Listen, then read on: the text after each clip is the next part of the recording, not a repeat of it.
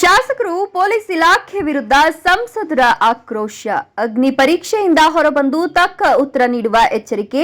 ಶೀಘ್ರದಲ್ಲಿಯೇ ಚಿಕ್ಕಬಳ್ಳಾಪುರದಲ್ಲಿ ಬೃಹತ್ ಪ್ರತಿಭಟನೆಗೆ ಸಿದ್ಧತೆ. ಆಗಸ್ಟ್ 7ರಂದು ಚಿಕ್ಕಬಳ್ಳಾಪುರ ಜಿಲ್ಲಾಡಳಿತ ಭವನದಲ್ಲಿ ಚಾಲಕ ಬಾಬು ಆತ್ಮಹತ್ಯೆ ಪ್ರಕರಣ ನಡೆದಿತ್ತು. ಅದಾದ ನಂತರ ಚಿಕ್ಕಬಳ್ಳಾಪುರದತ್ತ ಬಾರದ ಸಂಸದ ಡಾಕ್ಟರ್ ಕೆ ಸುಧಾಕರ್ ಅವರು ಇಂದು ಆಗಮಿಸಿ ಸುದೀರ್ಘ ಮಾತಿಗೆ ನಾಂದಿ ಹಾಡಿದ್ರು. ಅಷ್ಟೇ ಅಲ್ಲ, ಶಾಸಕ ಪ್ರದೀಪ್ ಈಶ್ವರ್ ಮತ್ತು ಪೊಲೀಸ್ ಇಲಾಖೆಗೆ ನೇರ ಎಚ್ಚರಿಕೆಯನ್ನು ರವಾನಿಸಿದ್ರು. ಹಾಗಾದ್ರೆ ಚಿಕ್ಕಬಳ್ಳಾಪುರದ ಮುಂದಿನ ರಾಜಕೀಯ ಬೆಳವಣಿಗೆ ಹೇಗಿರಲಿದೆ, ಸಂಸದರು ಏನ್ ಹೇಳಿದ್ರು ನೋಡೋಣ ಬನ್ನಿ. ಮೋಸದಿಂದ, ಅಧರ್ಮದಿಂದ, ಕಾನೂನು ಬಾಹಿರವಾಗಿ ನನ್ನ ಹೆಸರು ಸೇರಿಸಿದ ಮರುಕ್ಷಣನೇ ನಿಮ್ಮ ರಾಜಕೀಯ ಅವನತಿ ಪ್ರಾರಂಭ ಆಗಿದೆ ಅಂತ ನಾನು ಎಚ್ಚರಿಕೆ ಕೊಡಲಿಕ್ಕೆ ಬಯಸ್ತೇನೆ. ಅಷ್ಟು ಸುಲಭ ಇಲ್ಲ. ಜನ ಎಲ್ಲವನ್ನು ಕೂಡ ಗಮನಿಸ್ತಾರೆ. ಯಾವುದು ಸತ್ಯ, ಯಾವುದು ಧರ್ಮ, ಯಾವುದು ಅಧರ್ಮ ಎಲ್ಲವನ್ನು ಕೂಡ ಅರ್ಥ ಮಾಡಿಕೊಳ್ಳುವಂಥ ಶಕ್ತಿ ಜನಸಾಮಾನ್ಯರಲ್ಲಿದೆ. ನೀವು ಮರ್ತೋಗಿದೆ. ಮುಂದಿನ ದಿನಗಳಲ್ಲಿ ನಿಮಗೆ ಶಾಸ್ತಿಯನ್ನು ಅವರೇ ಮಾಡ್ತಾರೆ, ನಾನಲ್ಲ. ದಲಿತರ ಹೆಸರಲ್ಲಿ ಒಂದು ಅಸ್ತ್ರ ಇಟ್ಕೊಂಡು ಏನೇ ಮಾಡಿ ನಮ್ಮನ್ನು ಮುಗಿಸ್ಬೇಕು ಅನ್ನುವಂಥದ್ದು ಅವರ ಒಂದು ಇದಿದೆ. ಇರಲಿ. ಇನ್ನು ರಾಜ್ಯ ಸರ್ಕಾರ SCP DSP ಮಾಡಿದಂಥ ಅನ್ಯಾಯಗಳು, ಇದ್ರ ಬಗ್ಗೆ ನಾನು ಏನು ಹೇಳಲಿಕ್ಕೆ ಹೋಗಲ್ಲ. ಇವರು ದುರುದ್ದೇಶ ಒಂದೇ ಒಂದು ವಿಷಯದಲ್ಲಿ ನಿಮ್ಗೆ ಅರ್ಥ ಆಗಿರ್ಬೋದು. ನನಗೆ 2 ಗಂಟೆ ಮಧ್ಯಾಹ್ನ ಮೊನ್ನೆ 4 ದಿವಸಗಳ ಹಿಂದೆ ಮಾಹಿತಿ ಬರುತ್ತೆ. ಒಬ್ಬ ನಿಮ್ಮ ಶಾಸಕ ರಚನೆ ಮಾಡಿದ್ದಾನೆ ಸರ್ ಒಂದು ಡ್ರಾಫ್ಟು, ಅದನ್ನು ಪ್ರಿಂಟ್ ಹಾಕ್ಸ್ತಾ ಇದ್ದಾರೆ. ಈಗ ಇದನ್ನು ಇಡೀ ನಗರ ಪ್ರದೇಶದಲ್ಲಿ ಎಲ್ಲ ಹಳ್ಳಿಗಳಲ್ಲಿ ಇದನ್ನು ಪೋಸ್ಟರ್ಗಳನ್ನು ನಿಮ್ಮ ವಿರುದ್ಧ ದಲಿತರಿಗೆ ಅನ್ಯಾಯ ಮಾಡಿದ್ದಾನೆ ಅಂತ ಹೇಳ್ಬಿಟ್ಟು, ಆ ಪೋಸ್ಟರ್ ಇದೆಯೇನಪ್ಪ, ಈಗ ಇಲ್ಲೇ ಇದೆ ನೋಡಿ. ನಿನ್ನ ಟ್ಯೂಷನ್ ಸ್ಕೂಲಲ್ಲಿ ಬರೆದು ನನಗೆ ಹೇಳ್ತಾ ಇದ್ನಲ್ಲ, 23ರಲ್ಲಿ ನಿನ್ನ ಎಡ ಬಡ ಯಾರನ್ನೋ ಎಲ್ಲಾನು ನಾನು ಅಡ್ಜಸ್ಟ್ ಮಾಡ್ಕೊಂಡಿದ್ದೀನಿ, ಪ್ರತಿ ಮಿನಿಟ್ ಟು ಮಿನಿಟ್ ನನಗೆ ಮಾಹಿತಿ ಬಂತು ಅಂತ ಹೇಳಿದ್ನಲ್ಲ. ನಿನ್ನ ಹತ್ರ ಯಾರಿದ್ದಾರೆ ನನ್ನ ಜನ ಅನ್ನೋದು ನಿನಗೆ ಈ ಜನ್ಮದಲ್ಲಿ ಅರ್ಥ ಆಗಲ್ಲ. ಇನ್ನು ತಿಳ್ಕೊ. ಎಂದು ನಡೆದ ಸುದ್ದಿಗೋಷ್ಠಿಯಲ್ಲಿ ಸಂಸದರು ತಮ್ಮ 10 ವರ್ಷದ ಆಡಳಿತಾವಧಿಯಲ್ಲಿ ದಲಿತರಿಗೆ ಮಾಡಿರುವ ಅಭಿವೃದ್ಧಿಯ ಕುರಿತು ಬಹುತೇಕ ಶ್ವೇತಪತ್ರವನ್ನೇ ಬಿಡುಗಡೆ ಮಾಡಿದ್ರು. ಅದಕ್ಕೂ ಮೊದಲು ಚಾಲಕ ಬಾಬು ಆತ್ಮಹತ್ಯೆ ಪ್ರಕರಣದ ಬಗ್ಗೆ ಮಾತನಾಡಿ, ಬೆಳಗ್ಗೆ 7:30ಕ್ಕೆ ಪೊಲೀಸರ ಗಮನಕ್ಕೆ ಬಂದರೂ ಸುಮಾರು 10:30ರವರೆಗೂ ಮೃತದೇಹವನ್ನ ಕೆಳಗಿಳಿಸದೆ ಪೊಲೀಸರು ತಡ ಮಾಡಿದ್ದಾರೆ. ಡೆತ್ ನೋಟ್ ಹೊರಬಂದ ನಂತರ ಮುಂದಿನ ವಿಧಿವಿಧಾನಗಳನ್ನು ನಡೆಸಲಾಗುತ್ತೆ. ಬಾಬು ಸಾವಿಗೆ ಮೊದಲ 3 ದಿನ ಮೊದಲೇ ಸಾಮಾಜಿಕ ಜಾಲತಾಣದಲ್ಲಿ ಅವರ ಡೆತ್ ನೋಟ್ ಹರಿದಾಡಿತ್ತು. ಹಾಗಾದ್ರೆ ಪೊಲೀಸರಾಗ್ಲಿ ಜನಪ್ರತಿನಿಧಿಗಳಾಗ್ಲಿ ಯಾಕೆ ಅದನ್ನ ತಡೆದು ಆತನಿಗೆ ಕೌನ್ಸಿಲಿಂಗ್ ನೀಡುವ ಕೆಲಸ ಮಾಡಲಿಲ್ಲ ಅಂತ ಸಂಸದರು ಪ್ರಶ್ನಿಸಿದ್ರು. ನಿಮ್ಗೆ ಬದ್ಧತೆ ಇದ್ದಿದ್ರೆ ಚಾಲಕ ಬಾಬು ಅವರನ್ನ ಉಳಿಸಬಹುದಿತ್ತು. ಡೆತ್ ನೋಟ್ ನಲ್ಲಿ 2 ಹೆಸರು ಬರೆಯಲಾಗಿದೆ.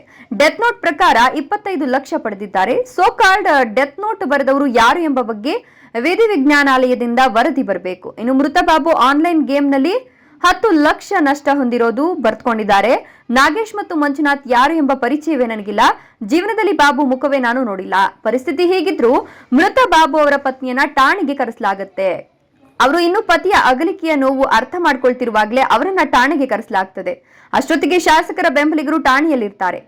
PSI ಶರಣಪ್ಪ ಒತ್ತಡ ಹಾಕಿ ಡೆತ್ ನೋಟ್ ಪ್ರಕಾರ ದೂರು ನೀಡುವಂತೆ ಒತ್ತಡ ಹೇರುತ್ತಾರೆ ಅಂತ ಹೇಳಿದ್ರು. ಇದಕ್ಕೆ ನೇರ ಹೊಣೆ ಸಂಸದರು ಅಂತ ದೂರು ನೀಡುವಂತೆ ಒತ್ತಡ ಹೇರಲಾಗ್ತದೆ.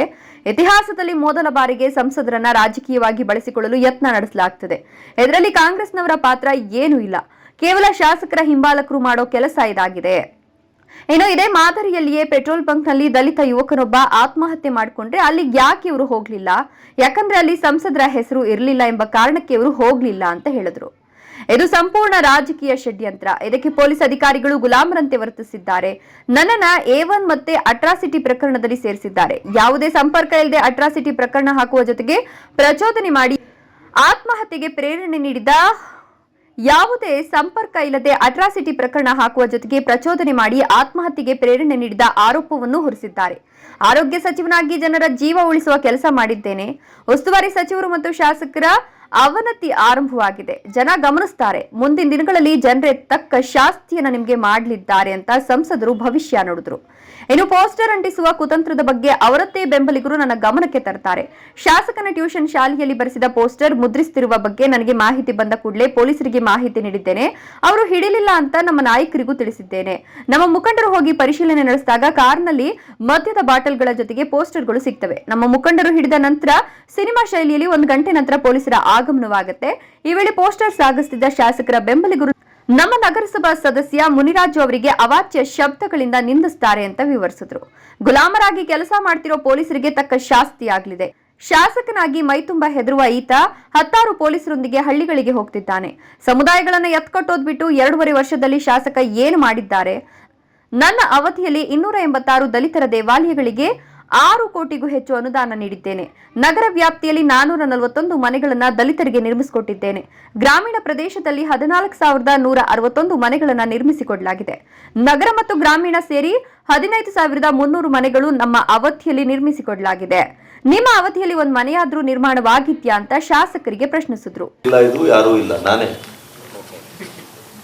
4 ಗಂಟೆಗೆ ಐಜಿಗೆ ಫೋನ್ ಮಾಡಿದೆ, 5 ಗಂಟೆಗೆ SP ಫೋನ್ ಮಾಡಿದೆ. ನೋಡ್ರಿ ಹಿಂಗ ಆಗ್ತಾ ಇದೆ, ಇವತ್ತೇ ಬರುತ್ತೆ, ಇಷ್ಟೊತ್ತಿಗೆ ಬರುತ್ತೆ, ಬರುವಂತ ಗಾಡಿ ಹೇಳ್ತೀನಿ,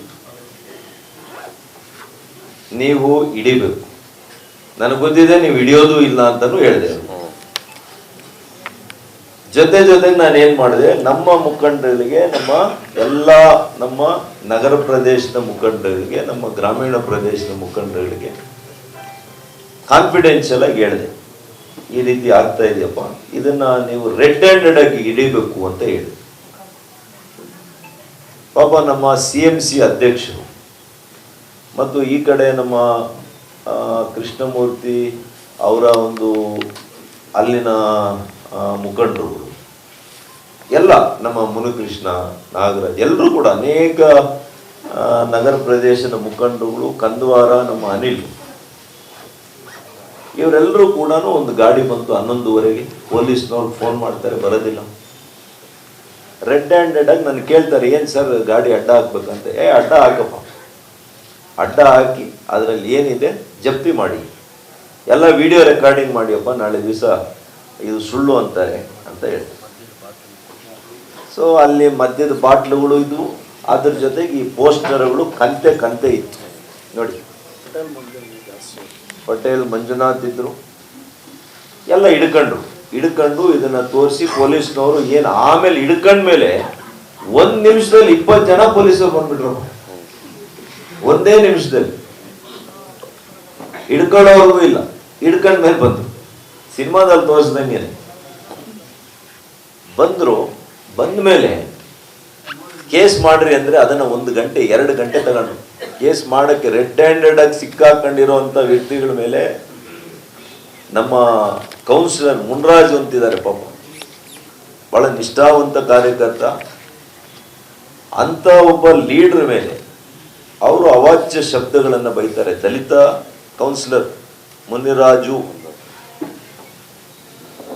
ಈ ಹುಡುಗರು ಅವ್ರನ್ನ ಅವಾಚ್ಯ ಶಬ್ದಗಳಲ್ಲಿ ಬೈದ್ರೆ, ಅಟ್ರಾಸಿಟಿ ಮಾಡಪ್ಪ ಅಂತಂದ್ರೆ ಅದಕ್ಕೆ 2-3 ಗಂಟೆಗಳು ತಕೊಂಡು ತಮ್ಮ ಅವಧಿಯಲ್ಲಿ ತಮ್ಮದೇ ಟ್ರಸ್ಟ್ನಿಂದ ಶುದ್ಧ ನೀರಿನ ಘಟಕಗಳ ಸ್ಥಾಪನೆ ಮಾಡಲಾಗಿದೆ. ಆದರೆ ನಿಮ್ಮ ಅವಧಿಯಲ್ಲಿ ಸರ್ಕಾರದಿಂದಲಾದ್ರೂ ಒಂದು ಶುದ್ಧ ನೀರಿನ ಘಟಕ ಸ್ಥಾಪಿಸಿದ ನಿದರ್ಶನವಿದ್ಯಾ ಶಾಸಕರೇ ಎಂದ ಸಂಸದರು, ರೈತರು, ಕಾರ್ಯಕರ್ತರು ಪೊಲೀಸ್ ಠಾಣೆಗಳಿಗೆ ನುಗ್ಗಬೇಕಾಗತ್ತೆ.